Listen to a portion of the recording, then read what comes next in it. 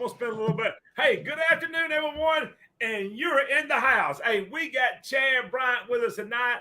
My buddy Joey Kirby, he is out. I think he is umpiring baseball or softball. Hey, Aaron Church, where he's probably tuned in right now, got him a piece of paper and a pencil, fixing to take some notes from us. Guys, it's good to see y'all this afternoon. And we're going to talk catfishing. But I'm going to tell you before we get started, we're going to need your help this afternoon. And I want to just cover something. I want to open this door up. If you have any questions, I know there's some guys on here, and maybe this will help you. So Cody Howard's in the house. I just want to share some things, maybe that there's some things that I thought about. We're going to talk about tournament catfishing today, tonight. So I think it's some things that I have thought about, and I'm just going to ask some questions here in a little bit to get you to thinking. I call it critical thinking. It's things that I just sit around and think about. I know if you're probably in touch with me all the time, I sit around and just think about stuff. And so I thought about some stuff with the fishing, and I'm just going to lay some stuff out there with you. If you're tournament fishing and maybe you're getting into it, I'm going to throw some stuff at you that maybe you can use. Just want you to think about some stuff. If there's some things in tournaments that you're wanting to ask some question about, maybe it's some things that you see that you would like to see done different, hey, throw them in the chat. We need your help in this chat. The guys in the chat is what makes this. Chad, what you got to say for yourself tonight? Well, I see Samantha Caudle, Cody Howard, and some of these guys are in here. I know Bobby's probably watching, so I want to ask them. I need some GPS waypoints. Hey, that's what we're looking for. When we talk about tournament catfishing, we're looking about waypoints and this, that, and another. What's the best time to fish these spots? That's it. Oh, man. Hey, Sterling, I did see when you tried to call me, man. I was trying to get ready a while ago, and I did get your message. I'm going to send you a PFD file on that logo here just as soon as we get off. If I somehow or another I forget it, just hit me back up again, and I get it to you. What's up, Mike? Mike Graham's in the house. Hey, guys. Hey, you won't believe what Mike Graham has got. Another boat up for sale. Guys, you don't say. Hey, if you're looking for a boat, I'm talking about turnkey, ready to go catfishing tonight. If you need it, Mike Graham's got it. He's ready to go. What's up, Eddie Van Over? Good to see you, man. Lucas Gibson's in the house. Lucas got Dustin Jones and Chad Bice tuned in. Maybe they can get them guys tuned in tonight.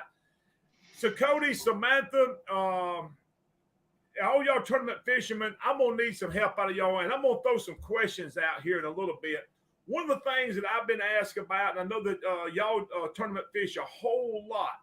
I don't do a whole lot of it, but I have tried to figure some stuff out and looked at some things, and I've changed my whole way. The last couple of tournaments that me and Joey's been in, we went on totally different than what we've ever done.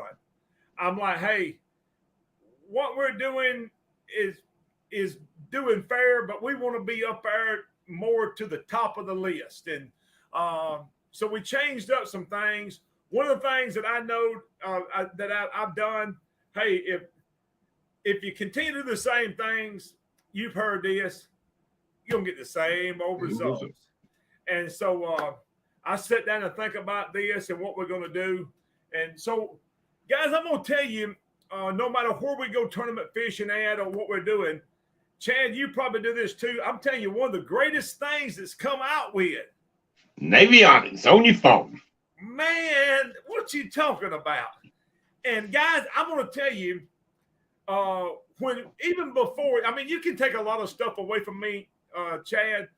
You can actually take my electronics away as long as I got my Navionics, my Lake Master. I want to be able to see contours, this, that, and another. I want to be able to find that. And don't get me wrong, that side scan is really good at finding structure and stuff of that nature. But Navionics, you can actually sit down. If we was going fishing tomorrow on a lake, I'm going to sit down 2 or 3 days. I come in here and get on a computer. You pull up Navionics web app. You can do it on your computer. You can get it on your phone.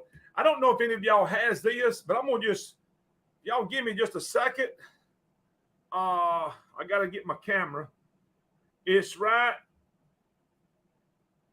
there. That's what the app looks like. That's the boating app. And I'm gonna pull this up.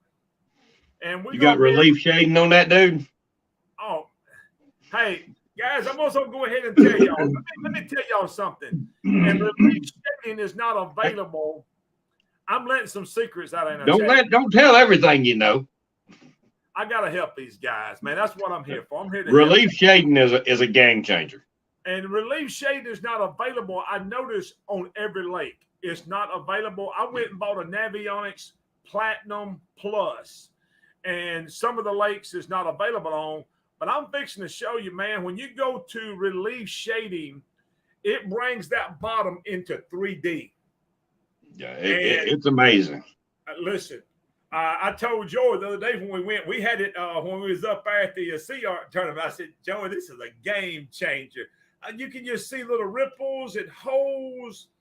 It really brings the map to life. Now, it was good before, and it showed contours. But when you go to relief shading on the Navionics web app, you're going to be able to see it just brings it alive like it never has before. But I sit down and I go over that map, man, 3 or 4 days before I ever get there. And so I have picked a lot of places out that we're going to just start looking when I get there. It's not something we're going to just show up and go at it blindly, but I already know where we're going to go before we get there. Chad, is that some of the stuff y'all do? Am I the only one who does that? Yes, sir. Yeah, I look at those maps, and if you learn how to read the river and that map, you're kind of already going to know where some of that structure is going to wash to, and where your holes are going to be, and that kind of stuff. Yeah, and you know what? I'm telling you, we got one of the a great tournament fisherman that's from out west here. Mick Petrie, he's as good as they come. He's tuned in here with us tonight. I told a guy one time we was fishing, and what happens, you get out there and people will say, well, they found out where we was fishing at. They found our spot. I'm like, that guy has got the same map you got. Yep. He's looking for the same thing you're looking for. It wasn't ironic that he showed up at the same place or fishing the same. He's looked for the same stuff you was looking for and brought him to the same location. We can get out a map here, lay on this table, and just go to looking at it. And I can say on count of 3, I want you to put your finger where you're going to fish. And there's a good chance that me and you're going to go to the same spot. Because even you and I talk about it. We'll be talking about stuff just through the week and before tournaments and stuff. And I'll bring up something, and you'll say, I already thought about that. Sometimes I tell you, hush up. Now, don't you let that secret, because we done looked at the same stuff. Even though we hadn't talked to each other, we have looked. I'm like, hey, I done already seen that. I seen where that popped out on that map. I done looked at it, and I got it marked down. So I do a lot of studying on that map before I ever go where I'm going. But I'm gonna share one more thing. And guys, y'all can help me out. Maybe Mick can tune in with us here and help us out. We even got Cad Daly in here. I'm telling you, Cad Daly is another one of them great cat fishermen. I'm going to tell you where you can always see Cad Daly at. On Catfish Now. He is on the cover of the magazine, man.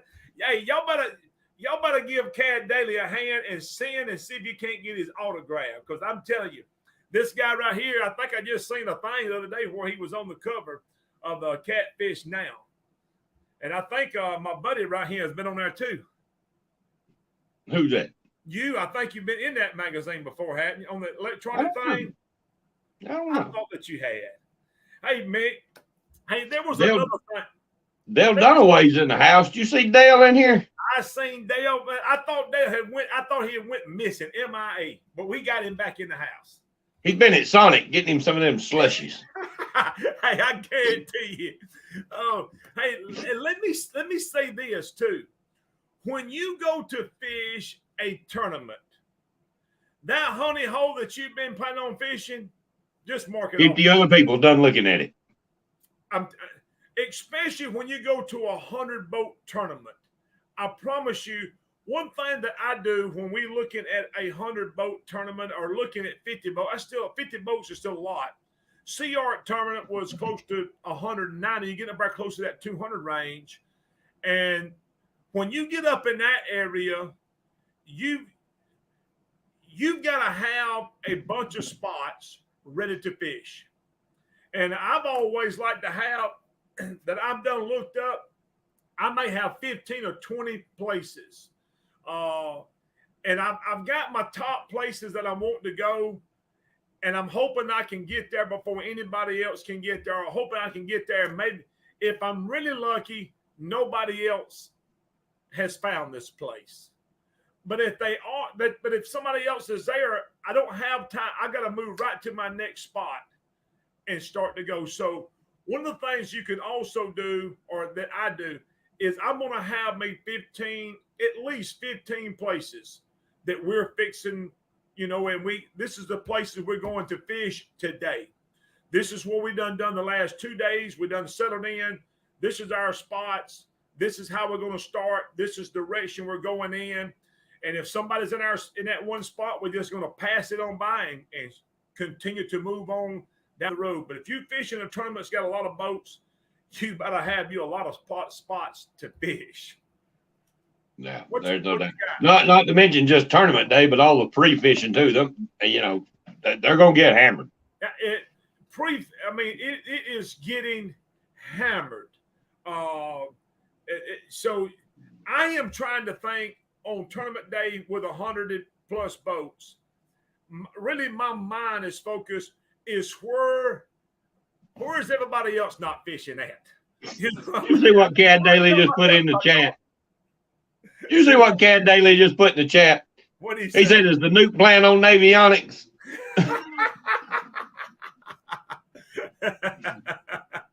Hey, Chad, I ain't never even heard about the nuke plant. I don't know. Well, I wonder where he's talking about. What lake's he talking about?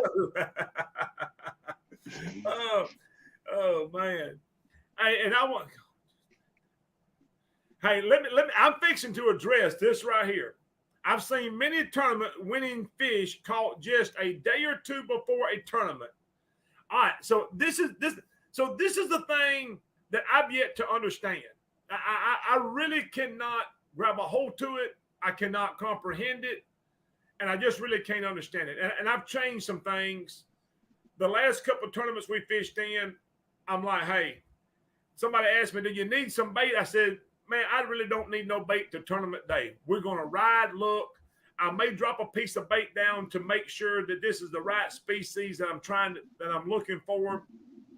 Other than that, I am really not wanting to catch fish on Thursday. I'm not wanting to catch fish on Friday. And I'm going to tell you, there is a reason why, and there's some things that I've discovered. And hey, Marshall, I'm fixing to address this. And I'm going to just ask y'all a question. I'm just going to ask you this question, and I'm going to let you just try to play it out in your mind what history does and what the statistics show. On average, if you go to a spot on Tuesday, whether you're tournament fishing or whether you're just out fishing, you go to a spot on Tuesday or Wednesday, and that place is loaded with fish. And you start to fish, and you fish it Tuesday and Wednesday and Thursday. Is the fishing as good on Thursday as it was on the first day? On average, because I have found out, I was just telling Chad before the program, one of my best days fishing ever, and one of the times I've seen the most fish I've ever seen on my graph, was me and Joey fishing on Wheeler Lake, and we caught so many fish between 30 and 50 pounds. We were scheduled to fish 3 or 4 days. On the third day, I told Joey, I'm tired of catching fish. I think it was the 4th day, so I'm tired of catching fish. I'm ready to go home. But what I did notice, it was 2 days that we really smoked them, Monday and Tuesday. The 2 days, I don't forget what day it was, we smoked them. The third day, we went back to the same spot. And guess what was there? Nothing. I'm like, they gone. They are gone. I've also noticed a trend that when you do find fish, if you fish on these fish for a couple of days in a row, they're not there on that third day. Maybe they might not even be there that second day like they was on the first. We're talking about wild animals. And I'm going to carry this theory back to deer hunting. And some of y'all may have dealt with deer hunting before. You go out there and you find a big buck where he beds up. Go out there and walk him up one time and miss him and shoot at him. Then you may do it the second time. The third time, he's not going to be there no more. Chad, he gone. He gone. And somebody will say, somebody done killed my deer. No, you have done invaded his place there and you have moved him off of it. And that's just some of my theory, because I have noticed also, Chad, just in some places that we could start to fish a whole lot and other people start to fish them a whole lot, them fish do not stay there like they used to. And I honestly believe the pressure of people being there moves these fish. They move somewhere else, and you stay on top of them. And so I go back to this. Somebody made the comment, you're going to go up there and practice fishing? I don't need to try to practice to catch the big fish 3 days in a row, because you're not going to catch him 3 days in a row. I just got to find the fish. I already know how the techniques and stuff to do. So I've never comprehended why in the world, I use this scenario. If I was going to be awarded $1 million to kill a big buck on Saturday, why would I want to try to go out and kill him on Friday? Just to see if he was there. You jump him up a couple times, he ain't going to be there. I'm just going to see if he's still there. And that's what I'm just going to see. And we go back for tournament day, what Marshall said, and we wonder, I don't know what happened to the fish. You scare them. These are wild animals. And once you pressure them so much, man, they're gone. Yeah. Now, I'm going to share this right here. So here's another thought. We're talking about on average. On average, I've caught some big fish. I went back to that same spot the next day and not catch. How many of y'all have caught a 70-pound catfish? Let's move back to 50-plus pounds. You release him, go back to the same place the next day and catch him. Chad, have you ever done it? I've never done it.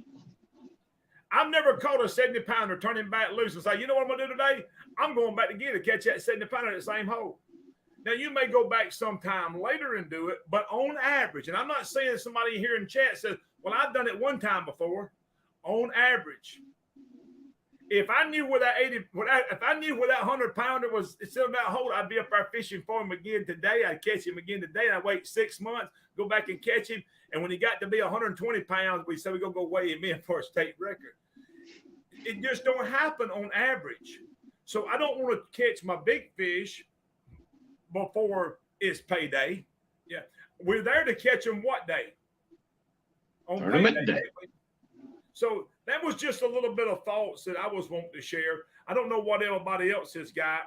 And if you're unsure of what's down there, or if you're fishing the right kind of fish, so there's a little secret, or not really a secret, but a technique that some people use, and I've never got to use it because I don't get to pre-fish a whole lot for the most part. I work full time, and when I go fish the tournament, I just go fish it most of the time.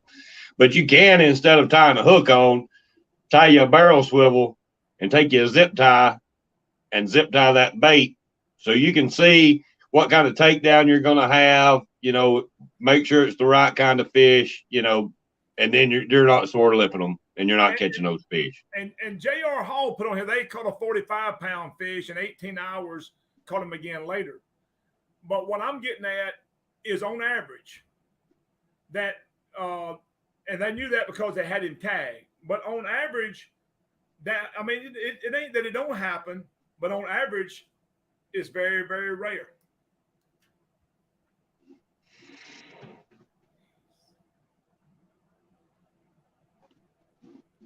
Jeremy said, if you know where he's at, you can catch it. Well, if I know where he's at least I'm gonna try. I'm gonna try to catch him. That's what it's all about, isn't it? Yeah. Sterling said, "Don't play before payday," and that's just some of the things that I think that when you start to tune in is the tournament fishing is about catching him on this particular day. And that's what makes tournament fishing so difficult. Chad, you probably heard this, and some of the other guys is on here at tournament fish all the time. We go there and we tournament fish, and you fish today, and somebody said, well, if it was 3 days ago, I'd have won it. Yeah, but it wasn't 3 days ago. It was today. And it's about catching them fish on this day. And that So I want to tell a little story. You got just a minute? Go for it. The very first MRM we ever fished, I fished with Scott Childers. And I came into town on a Wednesday, and he was already there waiting on me. And I got there, and we got on the boat about lunch Wednesday, and we hit the water. And we fished Wednesday and Thursday. And, man, I don't know if we caught 1 or 2 fish the whole Wednesday and Thursday. Friday, we were riding around, and we marked some fish. And we actually caught some fish dragging baits on the Mississippi. And he had some rods rigged up for dragging. And we put on a piece of bait, and he had 2 or 3 rods, and we threw them out. And, man, we didn't drag 25 feet, and we had a rod go down. Before he got that fish in the boat, I was throwing the rest of the bait in the water. And he said, man, what are you doing? I said, we done here, baby. We coming back here tomorrow. We don't want to catch these fish today. We won't catch them tomorrow. Yeah. And, hey, I think me and him, well, we didn't have as good a time on the next trip, and we left the spot alone. But I told him me and Scott was going to look at a place. I said, Scott, let's just go look at it. And let's see if there's any fish here. And it was like 2 days before the tournament. And literally, we dropped some baits down, and 1 rod went down. And I told him, I said, man, reel the stuff up. And while we was reeling them up, we done hung 3 more. I'm like, man, just get the poles in the boat and let's leave him. Get out of here. I don't even want nobody to see we fishing here. I'll tell you one thing. There's no secrets. You think you got a secret spot or you got a little honey hole, and there's no secrets. Somebody fishes that. I'm gonna go with JR. JR, if you pass the law, I'm going to second the motion on this. I'm going to get right behind it. That's my theory too. That's the same thing I wish. And I will tell you, you would probably see a whole different result on tournament day. Yeah. Eliminate the pre-fishing. Hey, you get out here, look around, scan. I call it scouting. Somebody asked me, you're pre-fishing? I said, I ain't pre-fishing. We just scout. We just out looking. And I really don't want to catch no fish. I don't want to really do this. I understand a lot of people want to come in and they want to, they have made this a whole week thing, and they want to come and fish the whole week. But I'm going to go with JR. Hey, I'm going to second the motion on that right there. Yeah, and I kind of get it. You have people that drive hundreds of miles to, fish these tournaments, and when they're in town, they want to fish. And I see both sides of it, but I'm not fishing somewhere where I want to fish on tournament day pre-fishing. Come here, hello, Mr. Stacy. Come here, hey, come here. Come here. And, look, I got somebody wanting to see. Come here. Where you at, girl? Tell him where you been. In that pool. She looked like she'd been in that swimming pool. JR, it don't look like me and you the oldest one who feel this way. There's a lot more people that feel the same way about that. Let everyone be in the sex. And I'm going to tell you, I'm going to say also this. There's a lot of people that are just sitting there. They watching Facebook. They're watching where you're fishing. And I'm going to tell you, if you fish in a place for 2 or 3 days in a row, somebody else has already knows, hey, they fishing there for a reason. and they know where your fish is at. Man, listen. You and I are both just alike. If you see somebody talking and they catching them, you on the water, you can't help but notice where they're at. We went fishing the other day at the Sea Art tournament. We first got there. We went to a whole different lake, and somebody said, "Well, y'all." They made a comment to him. It was on the phone or something other. Y'all catching y'all's fish? I said, we ain't even fishing on the lake where the tournament's held at. Yeah. I said, I ain't fishing that. I ain't fishing my spots. I'm gonna leave and hoping nobody else finds where I want to fish. Yeah. The MRM, they have what they call Monster Week, where Monday or Tuesday, Wednesday, and Thursday, the biggest fish that weighed in, gets a pretty healthy check. I'm going to say this. I learned my lesson the very first time to the Mississippi River Monsters. I learned my lesson. I won't even fish 25 miles in one direction or another where they launch the boats, because I'm like, every hole there has been wore completely out. I said, don't even stop till you get 50 miles in one direction or another. I love fishing that tournament, though. If you've never fished the Mississippi River or fished that tournament, it is a fun tournament to fish. Hey, the Mississippi River Monsters, man. Chad, what I can't understand, I got some buddies that live over that way. If I lived on the Mississippi River, I'd be fishing that joker all the time. Yeah, I love fishing that river. Not lake, it's a river. Yeah, that right there, and it takes some time to learn how to fish the Mississippi River. It's not a lake where you can get out here.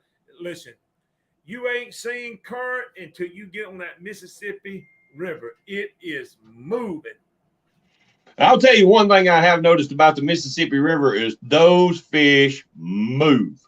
When conditions change and things that would might affect our fish over here, them fish are gone. They gone, boy. I mean, they move, son. Oh. But it is fun. I love fishing that one. And I'll tell you, if you're thinking about getting into tournament fishing and are a little unsure, go find you a local tournament trail and pay, most of the time it's going to be $100 or right around $100 entry fee, and go fish it. And you'll learn a lot fishing tournaments. A lot. A whole lot. A whole lot. Electronics these days don't hide much, and Marshall's correct. I mean, if you'll spend some time, if you're gonna fish and fish competitive with all these other guys, I'm telling you, there's the best of the best is out there at Mississippi River Monsters, the Sea Arc Invitation, or these big 100+ boat tournaments. You fish against the best of the best.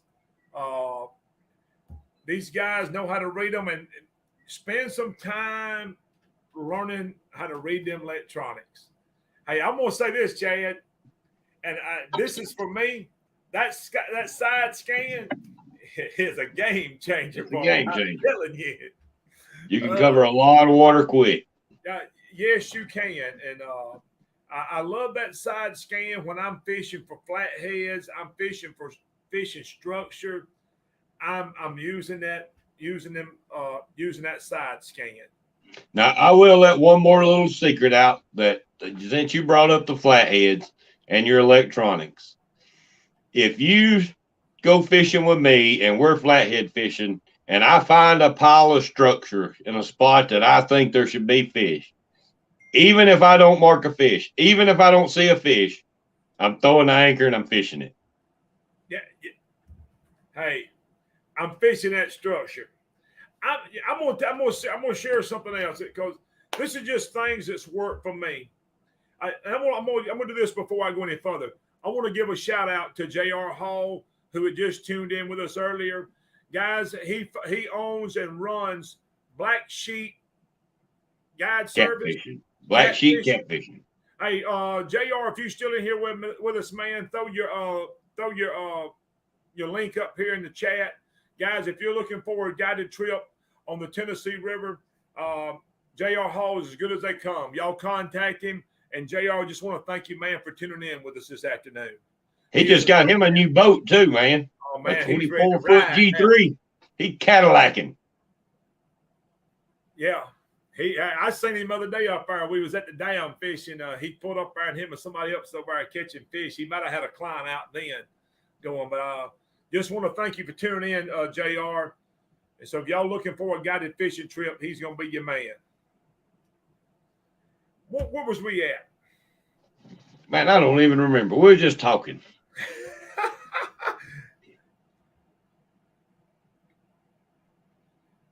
Let me go back and see what we got in the chat. Hey, Marshall, I was just talking to somebody today that this is something, and we got a guy on here right now. He's a great crappie fisherman. Bo Donaldson's tuned in. I know he runs the Garmin Live Scope, and I could see where it would be a game changer. He's been hitting me up about the Live Scope. I would really like to be on a boat and try to. This would be my thoughts about the Live Scope. And I don't know if anybody can help me with this. And it may be one of them secrets that they're saying, don't say nothing. But I would love to have that Live Scope. I might not need to say this, but I'm saying it. I would love to go down on Wilson Lake. I would love to go down that 70-foot water in that timber and turn that Live Scope on. And I'd love to see what it would do. Yeah. I would love to see if it would work, something like that, because I'm like, if it would, that would be a game changer. Yeah. It would be like, hey, we're going to go spot us out 2 big cats. I'd try my best. I'd aggravate him to death. I'd have that bait waving all in front of his face. Brian Cosby said it's great 50 foot and up. Hey, and that's still good because 50 foot still deep. I rated what I was getting out when I said 70. I wanted to make sure it was something that would be good, that 30, 40 plus foot deep, because that would be a game changer right there. Hey, since he put that up there, I got something I want to bring up because it's something you always hear. Somebody always tells you, go down to that dam and find the deepest hole you can in that 80, 90-foot water. That's where them big ones is going to live. What depth was your PB caught at, Stacy? Less than 20 foot. Hey, I'm going to say this. I have caught some big fish in 50, 60-foot water. But I think every one I've ever caught over 80 pounds, and this may not be for everybody, but everyone that we've ever put in the boat over 80 has been up under 20 foot of water. I'm like, so that. Yeah, the 92, the 80 I caught that day with Aaron, the 80 I caught before that several years ago all came out of less than 20 feet of water. Yeah. Good gracious. I was going to leave that. He's going to make the blooper reel right here. I sure am. Tommy Vaughn knows about Live Scope, and he's another fishing guide, guys. I'm going to give him a plug right here, a good shout out. Guys, if you're looking for a fishing guided trip on Grand Lake out in Oklahoma, catching spoonbill, contact Tommy Vaughn. He can just go look him up, go to his page and look him up. No Wait Guide Service. Look up Tommy Vaughn and you're going to see some monster spoonbills. This guy said he caught an 80 and 14 foot of water. Quite a few of the ones. I know of an 80 that was caught a few weeks ago, maybe a couple months ago. And I don't know if he was in much deeper than 4 foot of water. In fact, when John caught that fish, it had a bass plug crankbait hanging out of its mouth. Hey, and you know what that tells me? That wasn't that fish's first time being up in shallow water, was it? Exactly. Hey, guys, I want to also give another shout out. Mike Mitchell's in the house here. I want to thank his catfish guide service is Southern Cats. Mhm. Yes. But he's in here, guys. If you're looking for a trophy catfishing trip, this right here, he is the legend, Mike Mitchell. You contact him, he'll get you set up. Mike, appreciate you joining in with us tonight, man. Now, you want to talk about somebody that is always in the top of the top of the top Hey, on tournament day? That's him right there. Yes, sir. Hey, I keep up. You know, one of the things I do, they probably don't think that I keep up. I might not watch all the way in, but when the total results is done, I always want to see, and I go look at the first top 20. And you just watch the first top 20. And when you see that, you're going to start seeing names consistent just pop up. Mike Mitchell's going to be one of them. The Fountain Brothers, they're going to be right up there in it. There's several of these guys, it's going to be right in there. I had told Joey one time, I said, Joey, and my expectations when we fish a tournament, you get to 100 boats. I'm going to say this. My expectations, it's going to be hard for me to win. I just want to be where I want my name to be around Mike Mitchell's name. You know what I mean? I want my name to be around the Fountain guy's name. And I said, I just want to be up in this top. I want to be around these guys. Hey, I feel like if I got there, I'm like, hey, I done something pretty good, you know? Yeah. Mike's one of the best. He's as good a guy as you'll ever meet in your life. I've known Mike for a long time.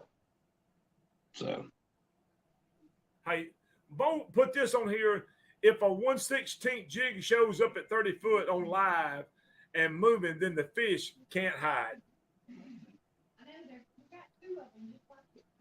oh, talking smack Zach's in the house. Hey, they come on this show, I'll tell you, it won't never be the same. They ain't met my brother Double G.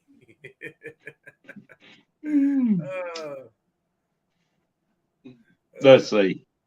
Hey, Chris Baggett put on here a minute ago. He said he would like to fish a tournament and was kind of trying to figure out, what it would cost him and that kind of stuff. If he could, get in with somebody, man, just go to find one of the local trails that's running a tournament, or find somebody that's, needs a partner for one of the bigger tournaments and get in there and do it. It's a learning experience, and it's a lot of pressure, but if you don't have fun doing it, it's time to quit. Hey, I think we've shared this, guys. I'm going to tell you. And I've been around some people that fish, and I really don't think that they cut out for tournaments. I think I heard one fisherman say one time, if you can't handle losing, you probably don't want to try to fish these tournaments, especially when you get up these 50, 100 boats and they're the best of the best. It's hard to get up there and be in the top 20, much less win the thing. Yeah. And but I'm going to tell you what you can do. Being at the tournament and being around these guys, you're going to start pay attention, listen, start looking. A lot of times I'm asking some questions. I don't want to know. One of my pet peeves, and I've told Joey knows about this, Aaron Churchwell, I probably got too much pride about myself. I don't want to fish in your hole. I want to be able to go find my own fish and catch my own fish. That's just me. I'm like, hey, if I can't find my own fish, so I don't really like fishing behind nobody. I don't want to do all that. But I do ask some questions at the end of a tournament, and I ask them for a reason. And I go back to this thing, fish bite all the time. And on days I don't catch nothing, I may ask you, I don't want you to tell me where you fished. Did you go south? Did you go west? Did you fish deep or you fish shallow? And I'm wanting to try to put something together that I didn't do too good. Maybe I didn't catch a fish today, but you loaded them up. And I'm trying to figure out, what did he do different that I didn't do? And then I try to look at the weather conditions of what happened that day. Was I fishing in the wrong depth water? Was I doing something? Should I went down into the lake part and should have went up into the river part? on a day like today, what should I have done that would have caused me that I could have got on some fish? Because somehow, some way or another, somebody got on them. You know what I mean? And I'll tell you, man, fishing, especially some of your local tournaments and your trails and stuff, you'll meet some of the best people you ever meet. You'll make great friends. Wayne Reed, great guy. Met him through a little local trail, you know, and Robin East the same way. And you'll meet a lot of really, really good people. You may mention a Robin and Wayne. They too, they're gonna be catching fish. Mm-hmm. I mean, you just hang around these guys, and there's some of them guys that is just pretty consistent. They're gonna be catching fish, and you may be like, I just want my name right there with them. You know what I mean? Where you want to place that? I want to be where Wayne Reed. I want to be where Robin East is at. I want to be where Mike Mitchell's at. I want to be where Cad Daly's at. I want to be there where they at. Because I just want to be there where Stacey Gaston's at. Yeah. Well, sometimes it's at the back. Back. Me too, brother. Listen, I fished Sea Arc with Scott Childers, and I don't know if I have ever fished that hard in my life. I mean, every single thing I knew to do, every single place I knew to fish, and we caught one flathead about this big. And you know, that's just the way it goes sometimes. That's just the way it is. Mick, I just got a way of just talking, I reckon. Hey, I'm going to share something. I'm going to share something else. And I might be telling, I just want y'all to, I want to be able to help y'all catch fish. And I understand that for this sport to grow, in my opinion, for the catfishing to grow, for tournament catfishing to continue to excel, and maybe it become on a scale of a national thing, is people want to learn how to do it. I remember probably 5 or 6 years ago, there was just a handful of guys catching fish, and now it's progressed, and a lot of people sharing some stuff, and the more stuff you share, the bigger it gets. So there has been some stuff, you know, you hang on to in your back pocket sometimes, but guys, and I shared this last week, and one of the things that I do, I'm going to go back to my electronics. And if you have not figured this out, this is just something that I work with. It may not work for you, but on a Humminbird, and I've written this on Lowrance too, I don't really know, but they have this, I can set a shade to be in a certain depth. I use it as a mean to try to look for fish. This is what I call it eliminating water. You know what I mean? And I may set my depth on my screen, say from 10 foot to 20 foot. And if I set that depth on my Lake Master, on my card, from 10 to 20, everything that's within 10 to 20 feet is going to light up green. And so I may just start searching them areas and looking. If we don't see no fish in this 10 to 20 foot area, I'm going to go down and look at 20 to 30. I'm not looking at all the water that's 20 to 30 foot deep. I'm looking for that water that's on them ledges and stuff of that nature. You know what I mean? That's on that river ledge. And so I may start looking at that. And I just start moving that chart from 20 to 30 to 30 to 40. And all of a sudden you'll find out, hey, here they are. We got from 40 to 50, and we started scanning, and bam, them fish. And so what I do, I just leave it right there. I'm like, the rest of the day, we're going to focus on hitting these areas. And we've also noticed it's in this 40 to 50 foot deep on these river ledges, maybe where the fish is at. You'll start to find out, hey, they're hanging in a certain spot. And I just target them areas right there. And that helps me just pinpoint where they was at. I'll tell you something else, talking to some of your other anglers and stuff will help you with. Have you ever been out there and marked the fish and just could not get them to go? You know, you're anchored on them, and you fished them and fished them and fished them. You've suspended baits over it and fished them and fished them and fished them. Then you go to the weigh-in and somebody says, yeah, we caught fish all day. We just drug baits through them, and they just smoked rods. Yeah. and sometimes the presentation Yep. is and I'm gonna say something. I'm gonna share something else too. And most tournaments is 3 fish or 5. Most of them's 3. Mm-hmm. So this is my mindset. We don't have to catch but 3 fish. And sometimes that's easier said than done.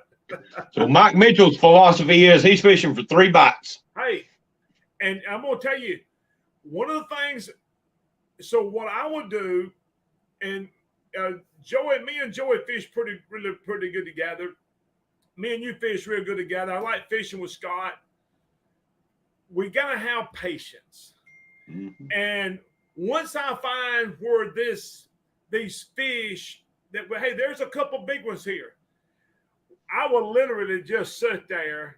I'm like, hey, we're gonna win, lose, or draw right here. But if we get if one of these fish bite, game on. Game on. Game on. It's fixed to be a game. If one of these fish bite, and because we notice there's some fish here, and I may just sit there and literally, if you watch my screen, if you'd have seen my screen from a Sea Art tournament, there was a spot there the size of a football field.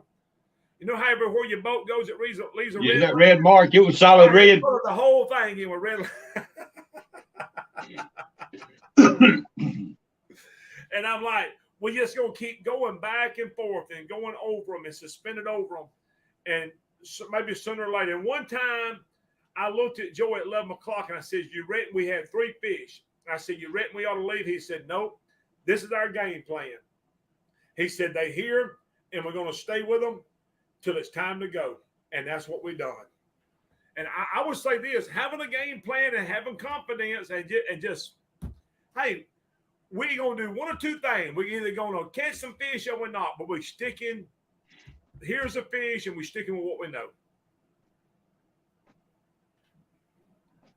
Hey, I'll tell you, one of the funnest tournaments I ever fished, and I know you fished it too, was that Cat Masters tournament where they had the elimination day the day before. Man, I enjoyed that, and I would like to see more of those. I cannot understand, because everybody I've talked to, there may be some people that does not. I'm like, man, I would say right now, that was the best. That's what I like the best. Hey, it put some pressure on you, because if we want to fish on the last day, got to make it through the first day. Hey, we got to do something today. Man, we fished that one. Me and my buddy John did, and it was lines in at 7 o'clock. At 7:13, we had a 63 laying in the bottom of the boat, and I said, "Oh, we got this, baby. We in. We in." Hey, I want to Dude, I didn't know if we was gonna put 2 more fish in that boat all day or not. We caught 3 fish all day and made it by just a couple pounds, but we made the cut. Well, I think you had called me and we had talked, and you said, hey, we got a pretty good one. You said, what y'all got? I didn't say nothing, I don't know if we had one at that time or not, but I won't never forget. We had done caught a couple small ones, maybe had something, I don't forget, maybe 15, 20 pounders or something. And I won't never forget, Doug was our captain that day. And hey, listen, and one thing I like about Doug, we fished with him my first time fishing with him. We seen a couple big fish, and we just stuck with it. I mean, we drug baits over them fish for 3 or 4 hours and not a bite. And all of a sudden, Chad, you know the feeling. I looked up, Joey was on the front. He had a punting board running about 50 foot over there. And I seen that thing headed the other way. And I was like,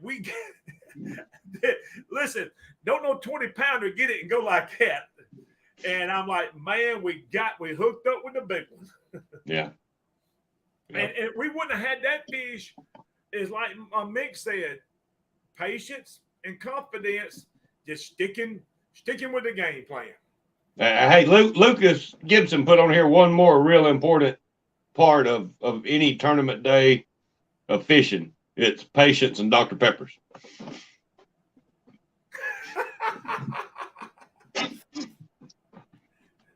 Anybody that's never fished with me, Stacy can tell you, I don't get very far without Dr. Pepper.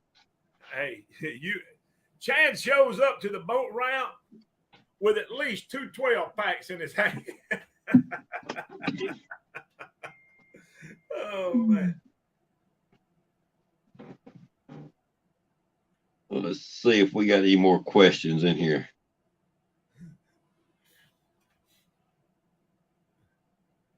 Yeah.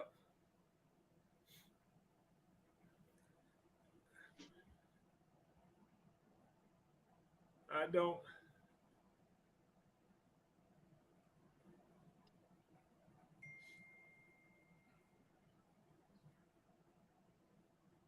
I don't see a whole lot of questions. I see a lot of comments, but not a whole lot of questions. Yeah. I've enjoyed this afternoon. I just want to be able to help, maybe give you some ideas to make you, if you tournament fish, to make you a better fisherman. And just think about, sit down and think about what you do if you out fishing for 2 or 3 days, and what happens as you progress. Once you find fish, if you fish on for 2 or 3 days, what it's like at the end versus what it's like at the beginning. Because I found out it ain't near as good on the 3rd day as it was on the 1st day. And we do have a question right here. Stephen Biggerstaff asked your favorite big cat bait. And I've fished with Stacy Gaston, and I can tell you what his is. You're going to have to fight him for a skipjack head. Hey, I'm going to say this. I'm going to say, hey, skipjack head, I call it, that's trophy bait, man. And I'm telling you, it is, in my opinion, it's hard to beat.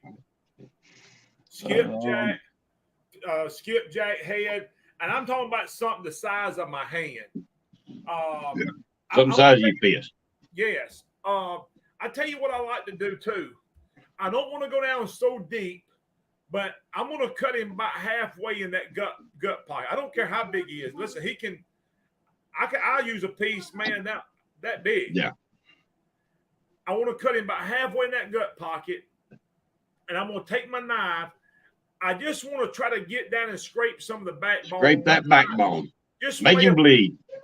Fillet a piece off of there. I don't want to open that whole gut pocket out where all his guts come out, but I want to leave that. I want to get that backbone and sort of on one side and chunk it out there. Send it. Send it, baby. Hey, listen. That right there, get them. I'm telling you. Let's see.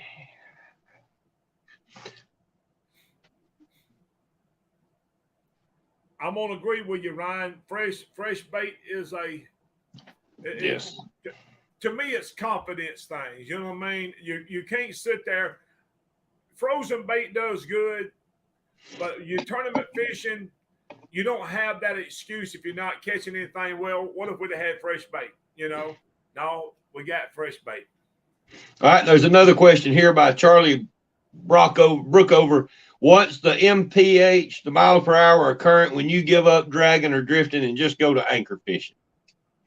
I don't really know the answer to that, but if my trolling motor is having to run on more than like 6 or 7, I'm going to anchor. Yeah. This is where I go at with this. I'm dragging baits with 4 ounces of lead. 4 ounces. If it takes more than that, I'm moving to something else. Yeah. Because hey, I'm gonna tell you about me, Chad. I like anchor fishing too. I do too. And I'm like, hey, if it's moving this fast, let's go find some structure and let's anchor up on that. You know. And you know it, and I know it. The faster that current's moving, the tighter them fish are going to hold to that structure. So you find you a structure pile, you're going to pull some fish out of it. Hey, when that current, let me share this. When that current gets to moving, them fish, if you notice, unless the current moves, the fish scatter. And so it is a good time that if you want to try to catch some catfish with hardly no current, to spread boards out, because now we're just trying to cover some area. These fish are scattered. You don't just see them stacked up in one after another. But as you move and the current picks up, when this current picks up, these fish go from being scattered, and I call it they go to looking for cover. And so you're going to find them then starting to be congregated into certain places. Tournament fishing, I'd rather have the current moving and me anchor fishing. That's just me. I want to be able to go target a certain spot. That's what I like. I'm like, we don't like but 3 fish. If the current's moving, we're going to congregate these fish into a certain spot. We're going to pull up. We're going to mark them. We're going to anchor down, and we're going to put our bait right back there in front of them. I know I got a bait sitting right there where he's at. And I know it's not always just like you were talking about earlier about the, if catching the same fish multiple times in a week. But how did you catch your PB? Anchored.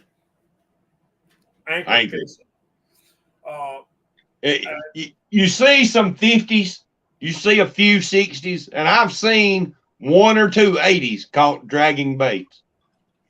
But most of the time, when you get over that 70-pound mark, those fish come off anchor.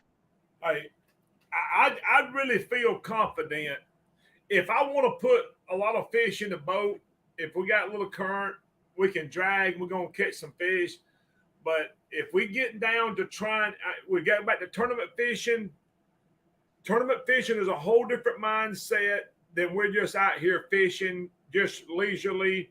If we catch some, we catch them. We're down to 3 fish. And I will say this, Chad, we can't catch 3 5-pounders. Yeah. That's not going to get it. We need to have 3 fish that's going to be somewhere close to 100 pounds. Mm-hmm. And that's just putting us, we're going back, that's just putting us up there in that top 20. Yeah. You know what I mean? That's putting us in shot. We don't know what the day is held out. We don't know who's done what, but if you need to get up around that 100-pound mark. And when you anchor down, man, you can target and we need some 40s and a 50. You know what I mean? Yeah. When we're fishing tournament, we don't need but 3. And so we're looking for the 3 right ones. We got to have 2 big ones and 1 big little one. Hey, Adam Isaac, he's asked this twice, and I just ain't got to it. He said, any thoughts on catching fish that are surfacing but won't take the bait under a bobber? I don't know. I can't answer that. I don't. I have in my life seen some big catfish come up and roll, but I don't think they stay up there a whole lot. If they come up and roll, I think they're headed back down to the bottom. Yeah. And the only other thing I would suggest is maybe suspending over them, or moving like a suspended drifting over them or something like that. Maybe they want that bait moving.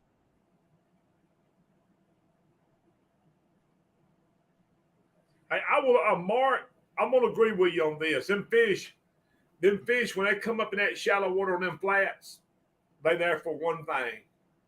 They feed. Mm-hmm.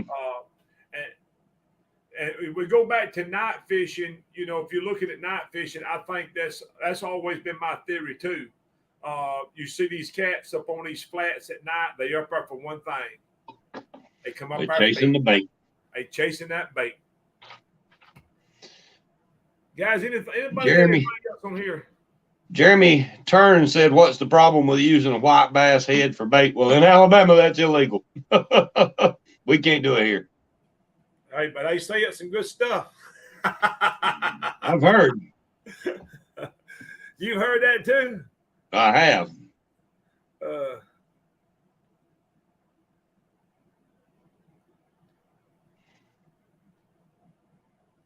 Yeah, Adam says, let me put this right here. I've seen plenty of them in a tournament throw everything at them, dragging, suspended, shallow, and deep, no bites. I will keep working at it then. Hey, sometimes they just ain't gonna do nothing. Yeah. And I will say this: probably after so long, you're gonna have to just decide we got to move off of these fish. Yeah. I'm gonna share one more thing, and we're gonna get. Hey, we got Robert Thomas in the house. Robert Thomas in the house. When there's certain things, and I say there's certain elements that dictate what I do at certain times. And so if we was going to go tomorrow and we found out, hey, they got current moving, we think we can catch them anchor fishing, especially when the weather is warming up like it is now. I done picked my spots out. We done throw the graph. We done looked at them. We're going to go and throw the anchor out or spot lock, and I'm going to put them fish on a timer. I don't know if anybody else does this or not, but if that joker ain't bit in 30 minutes, I've got 20 more spots. And my theory is, hey, surely if we hit all 20 of them, surely we can catch 3 fish. Hey, and I'm going to say this, it's easier said than done. Yeah, I mean, you can, if you've never fished tournaments, you can go out and you can say, well, man, I fished that body of water 3 weeks before those guys went over and fished that tournament, and I just wore them out. But that wasn't tournament day. Not tournament day. You got to be able to do it on tournament day. And so the weather conditions could have been different, or the current could have been different, or, you know, there's different factors in there that affect those fish. Yeah, Mark had made the comment too, 30 minutes for him also. I mean, we'll sit there, and Joey said, you got them on a timer? I said, I got them on a timer. They got 30 minutes. Now, my concession to that is if I see a big fish down there, I'm going to sit and wait on him a little bit. I might wait on him a little bit. If we on tournament, I'm trying to my best to get me, if I'm anchored and on structure, I'm going to hit these spots. And if I may go back to a spot at, say, 12 o'clock, we've done caught 3 fish and we need this big one. I'm like, hey, there was a top up here that had a big one in it. We're going back to it, and we're going to sit on it till it's time to go to the weigh-in. And it's like, hey, we're putting everything we got right here. And we're hoping, because we need a big fish. We got to have something big. Yeah. Guys, I'm fixing to jump off of here. I was trying to see if there's anything else. Chad, have you seen anything else on here? Not a whole lot, man. Somebody said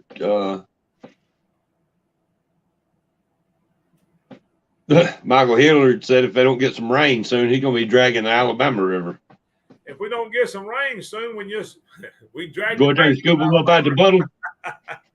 Hey, I ain't never seen nothing like it. One month ago, it was at the banks, and now they got it pulled back down and ain't doing nothing.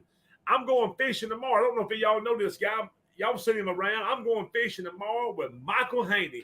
He is going to be in our neck of the woods with Catfish Now. They got that Riders Conference, and I got my car ready to go tomorrow, and I'm going to meet him up there at Cooter's Pond in the morning.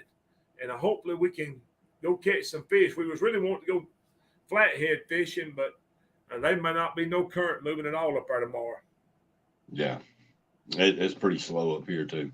Yeah, guys, we're fixing to jump off of here. Hey, good to see y'all. Great to be back on here with us, and great to be back here on Tuesday nights. Maybe we'll be back again next Tuesday. We'll continue to have us a little time. Looking for some folks to come in and be on the show with us. I know y'all probably get tired of me talking.